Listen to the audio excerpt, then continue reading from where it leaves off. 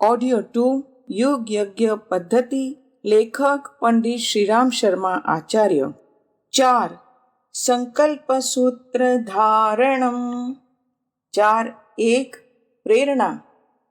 पूज्य गुरुदेव का कथन है, मनुष्य महान है और उससे भी महान है उसका सृजेता। इन दिनों मनुष्य मात्र पर समस्याओं के संकट के जो बादल छाए हुए हैं, उनका निवारण इस सृष्टि में केवल मनुष्य ही कर सकता है। यदि मनुष्य को उचित मार्ग न सूझ पड़े अथवा उसकी शक्ति कम पड़े, तो बचने का एक ही रास्ता रह जाता है कि सृजेता से अधिक प्रखर सूझबूझ एवं शक्ति प्राप्त की जाए। आज ऐसी ही स्थिति है। जब मनुष्य स्वयं पैदा किए संकटों के सामने अपने को लाचार अनुभव कर रहा है, ऐसे में परमात्मा से नई सूझबूझ एवं सहायता अपेक्षित है। पूज्य गुरुदेव का वचन है कि सृजेता परमात्मा मनुष्यता पर छाए संकटों का निवारण करके उज्जवल भविष्य की संरचना का संकल्प कर चुका है। सूक्ष्म जगत में वह प्रवाह उमड़ पड़ा है। उसे स्थूल दृश्य रूप देने के लिए शरीरधारी ईश्वर निष्ठों की आवश्यकता है। ऐसे श्रद्धावान व्यक्ति चाहिए जो दैवी संकल्प का एक एक छोटा छोटा अंश अपने जीवन में धारण करें, उसे आचरण में लाकर वातावरण बदलना प्रारंभ करें। इसे यूं भी कह सकते हैं कि उज्जवल भविष्य रचने के लिए महाकाल ने नैष्ठिकों को सक्रिय साझेदारी के लिए आमंत्रित किया है। इतिहास साक्षी है कि युग परिवर्तन करने वाली अवतारी चेतना के साथ साझेदारी अनुपम सौभाग्य का आधार बनती है। रीछ वानरों, गिद्ध गिलहरी, ग्वाल पांडव, बुद्ध के चीवरधारी आदि ऐसे ही सौभाग्यशाली थे। वर्तमान परिवर्तन प्रवाह में महाकाल के साथ साझेदारी के सूत्र हैं उपासना, साधना, आराधना और 2 तप, समयदान एवं अंशदान।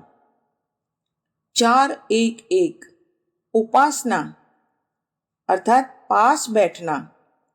अपनी चेतना को सांसारिक विषयों से समेटकर परमात्मा चेतना के निकट ले जाना, उससे भावनात्मक आदान प्रदान करना, उससे एक होने का प्रयास करना। विधि भावना की जाए कि जिस तरह उगते सूर्य का प्रकाश हमें चारों ओर से घेर लेता है, उसी प्रकार हमारे आवाहन से परमात्मा चेतना हमारे सब ओर छा गई है। गायत्री मंत्र के जप के माध्यम से हम उस दिव्य प्राण की धारा को अपने अंदर शरीर, मन, अंतःकरण में धारण कर रहे हैं। यह प्रयोग कम से कम 5 मिनट नित्य किया जाए, अधिक हो सके तो अच्छा है। 4.1.2 साधना अपने जीवन को ईश्वरीय अनुशासन के अनुरूप ढालना। अंतः प्रेरणा, स्वाध्याय, सत्संग आदि माध्यमों से उज्जवल भविष्य के अनुरूप प्रवृत्तियां एवं अभ्यास डालने का प्रयास किया जाए। सत् प्रवृत्तियों, सत् प्रयासों को संकल्प पूर्वक अपनाया, जगाया और बढ़ाया जाए। विधि महाकाल की प्रेरणा से पूज्य गुरुदेव ने उज्जवल भविष्य की ओर बढ़ने योग्य जीवन के हर पक्ष को अपनी तप साधना से सिद्ध करके युग साहित्य के रूप में सबके लिए सुलभ बना दिया है। युग साहित्य का अध्ययन, मनन, चिंतन नियमित करने से जीवन साधना का प्रखर क्रम चल पड़ता है। पूज्य वर्ग के विचारों को आत्मसात करने के लिए मिशन की पत्रिका या पुस्तिका का न्यूनतम 1 लेख नित्य पढ़े। 4.1.3 आराधना अपने पुरुषार्थ से परमात्मा की सेवा का प्रयास करना। परमात्मा अरूप अशरीर है, उसे शरीरधारियों की सेवा की आवश्यकता नहीं है, किंतु यह संसार उसका दृश्य रूप है। ऐसा मानकर उसके इस सुंदर बगीचे को और अधिक सुंदर बनाने का प्रयास करना ही सच्ची ईश्वर आराधना है। मनुष्य एक ऐसा प्राणी है जिसकी मूल आवश्यकताएं बहुत कम हैं और क्षमताएं बहुत बड़ी हैं। अपनी क्षमताओं का उपयोग केवल अपने लिए किया जाए तो जीवन में व्यसन बढ़ाने होंगे।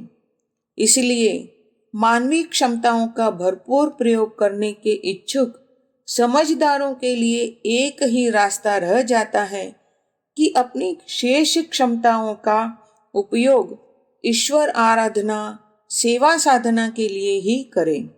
ऐसा न करने पर या तो क्षमताओं का जागरण ही नहीं होगा अथवा दुरुपयोग होने लगेगा। जो व्यक्ति लोक सेवा के लिए अपनी क्षमताएं लगाने का प्रयास करते हैं, उन्हें देवी शक्ति प्रवाह मिलने लगता है। क्षमताएं बढ़ती हैं और सुख सौभाग्य का सृजन करके सार्थक कहलाती हैं। विधि: उज्जवल भविष्य की दिशा में बढ़ने के जो सूत्र अपने हाथ उपासना साधना के माध्यम से आए, उन्हें अपने परिचित परिजनों में, समाज में जन जन तक प्रसारित करने का भाव भरा प्रयास करते रहें। उज्जवल भविष्य की प्रार्थना, गायत्री उपासना करने तथा मिशन के विचारों के अध्ययन की प्रेरणा दें। 4-1-4 2 तप: उपासना साधना आराधना को जीवन में स्थान देने के लिए 2 तप करने पड़ते हैं। 1 समयदान, 2 अंशदान। समयदान: समय मनुष्य की मूल संपदा है। समय समाप्त अर्थात जीवन समाप्त। जब तक जीवन है तब तक समय है। जो निर्जीव जीवन जीते हैं उन्हें भगवान के लिए समय खोजे नहीं मिलता, जबकि भगवान ने सबको बिना भेदभाव के प्रतिदिन 24 घंटे का समय दिया है। विधि: संकल्प करें कि 24 घंटे में से कम 1 घंटे का समय सेवा साधना के लिए निकालेंगे। मनुष्य की हर योग्यता, हर विभूति उसके समय के साथ जुड़ी है। भगवान की दी विभूतियां भगवान के लिए लगानी है तो समय भगवान के लिए निकालना ही होगा। अंशदान: सारे पदार्थ, सारे साधन भगवान के बनाए हुए हैं। मनुष्य अपने उपयोग के लिए उनमें थोड़ा हेर फेर भर कर सकता है।